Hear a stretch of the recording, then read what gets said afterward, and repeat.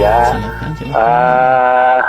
ini kalau bagaimana mengetahui orang itu akan meninggal, kan kadang katanya ya gitu, kalau ada yang meninggal itu kan suka keluar auranya, terus kalau kita apa namanya menunggu orang yang sakit, nah, bagaimana kita tahu bahwa dia itu sebentar lagi akan meninggal gitu, Bu ya? Yang pertama adalah hendaknya kita berhusnudzon kepada Allah,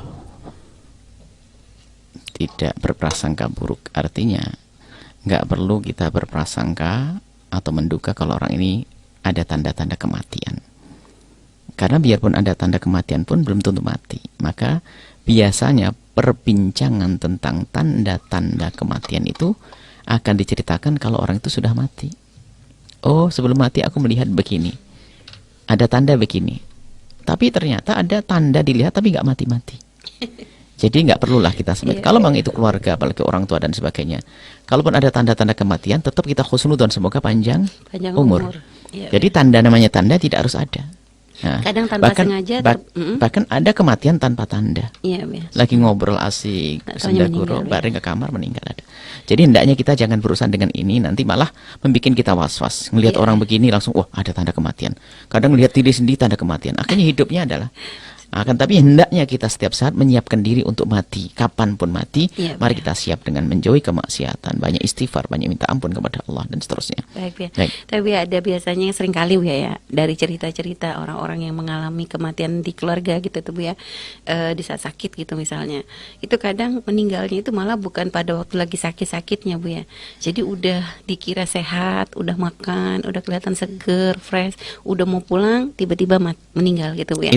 Itu kadang menjadikan ada kekhawatiran tanpa disadari gitu. Itu gimana menghilangkannya? Itu yang kami sampaikan. Ada orang ada tanda kematian, yaitu sakit-sakit nggak mati-mati.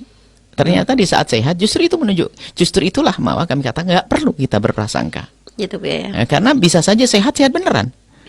Kan itu semua diceritakan setelah meninggal kan? Iya, oh, setelah ya Allah kemarin dilihat lagi seger-segernya gini-gini. Semuanya ceritanya setelah meninggal. Coba yang lain seger-seger beneran ada atau tidak? Ada juga. Jadi nggak perlu. Jadi nggak boleh kita ke arah sana, biar hati kita tenang.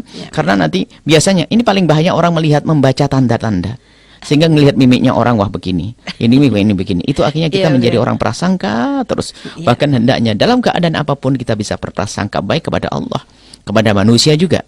Sebab ada satu orang suka membaca wajahnya orang. Ini kalau duduknya begini, orangnya begini, hatinya begini. Orangnya ini bahaya banget. Jadi kita melihat, kita hendaknya selalu ke depan. Artinya berharap bahwasanya semuanya baik. Misalnya kita melihat ada orang, selama ini kita telah salah baca buku. Yang kita baca adalah buku-buku ngajari prasangka buruk. Wah, orang ini menurut buku yang saya baca dia begini, alisnya begini, ini begini, wah ini. Enggak, langsung kita bahas, dia orang baik. Yes, kita langsung kita pangkas begitu.